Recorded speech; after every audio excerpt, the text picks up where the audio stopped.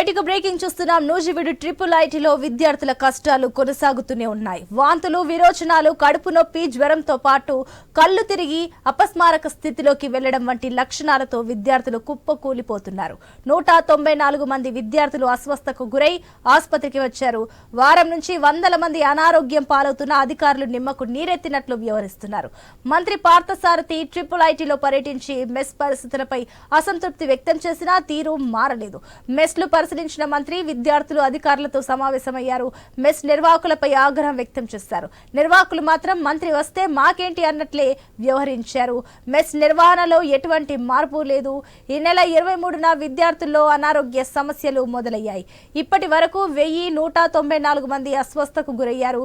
నిన్న ఉదయం కూడా అల్పాహారంలో పాడైన గుడ్లు, రుచిపచి లేని ఉప్మా వడ్డించారు. మధ్యాహ్నం భోజనంలో అయినా మార్పు ఉందనుకుంటే మాడిపోయిన బెండకాయ కూర, నీళ్లు, పెరుగు వడ్డించారు.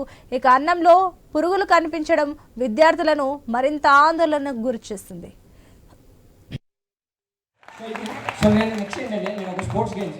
మేమిద్దరం ఎప్పుడు ప్రతిరోజు మార్నింగ్ అండ్ ఈవినింగ్ ప్రతిరోజు వెళ్ళి మేము ఎంత హార్డ్ వర్క్ చేస్తామంటే మా స్పోర్ట్ కోసం చాలా డే అవుతాం సార్ మీ గ్రౌండ్.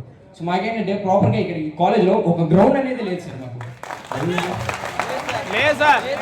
నేను ఒకసారి కంప్లైంట్ ఇచ్చాను సార్. కంప్లైంట్ ఇస్తే నన్ను మెస్ కమిటీ మీటింగ్ ఒక రూమ్ ఉంటుంది సార్.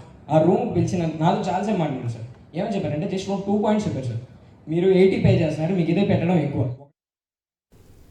ట్రిపుల్ ఐటీలో ఆసుపత్రిలో సౌకర్యాలు అరకొరగానే ఉన్నాయని విద్యార్థులు వాపోతున్నారు. ఆసుపత్రికి వస్తున్న వారందరి వివరాలు నమోదు చేయకుండా ఓపీ తక్కువగా చూపిస్తున్నారు.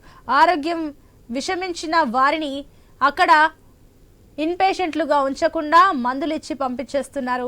ఆసుపత్రిలో కనీసము ఓఆర్ఎస్ కూడా లేక ప్రభుత్వ ఆసుపత్రి నుంచి తెప్పించేశారు. ఆసుపత్రిలో 20 పడకలు మాత్రమే ఉన్నాయి. దీంతో దాదాపు 500 మందికి పైగా విద్యార్థులు మెరుగైన వైద్యం కోసం ఇంటి ముఖం పట్టారు. అధికారులు మాత్రం కొద్ది మందే బయటకు వెళ్లారని చెబుతున్నారు.